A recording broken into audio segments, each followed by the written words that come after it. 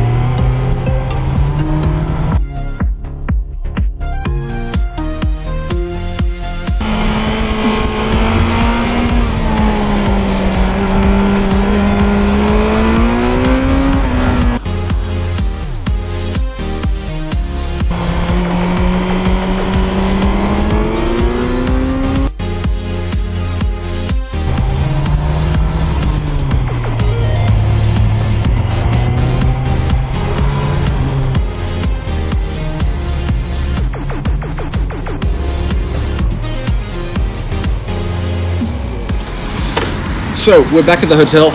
Been riding in the mountains all day, had an absolutely blast of a time. The sun stayed out in the afternoon, which was awesome. And one thing that's become very clear is that you have to look at the full power of the Z900 as a very different bike to the Z900 for the A2 license. And there's a bit of a contradiction there, because technically, apart from the power and the slightly smaller exhaust, they are pretty much identical.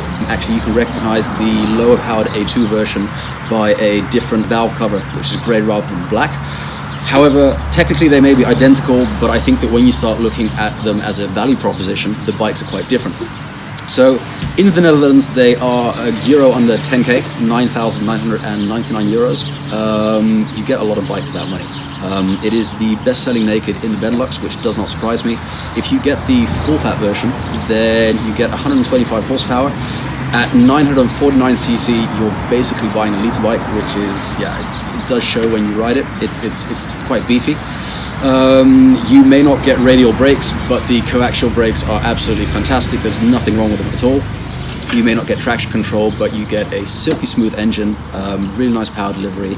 The suspension is more than adequate. It's a very nicely handled bike, very predictable, very linear. And at 10k in euros, this is a really hard bike to beat.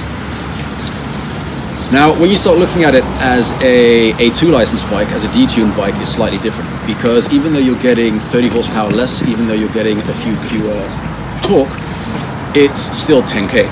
And I think for that money, it makes sense to shop around a bit and to look at some other bikes. So, for example, Kawasaki has its Z650, excuse me. It may be a 2-cylinder bike, so it is a completely different kind of style. But at the same time, it's going to be cheaper. It's not a detuned bike. It's going to be lighter, whereas the A2 version of the Z900 is equally heavy as the full version, yet it's still less powered. So I think if you're looking for an A2 bike, if you specifically want a big boy bike that's going to be essentially a leaser bike, definitely have a look at this. It is the biggest capacity engine you can buy in the A2 category, but it is still 10K. So either way you look at it, awesome bike. The brakes are great, the handling is fantastic, the suspension is more than adequate. If you want to spend more money, sure, you can get something fancier. But now that we are on that topic, Kawasaki, apart from the Z650 in the A2 category, if you look at a category above that, they also have the Z1000 and the Z1000R. Now, I have driven both of those, and I can't exactly remember the price, but I think they're about 4 or 5K more than the Z900. They have about 50cc more. But in terms of price difference, the price difference doesn't really justify the extra performance. So this is definitely kind of a sweet spot in the range. Either way, wonderfully handling bike. Really enjoyed myself today. Despite what you saw, I did not get busted by the police. What's also quite interesting is that the A2 version will easily crack 200 kilometers an hour, which of course I have on good authority. I wouldn't try that myself on these public roads. But yeah, really nice day, great bikes. If you're looking for an A2 bike and you want the biggest one in town, this is definitely one to go.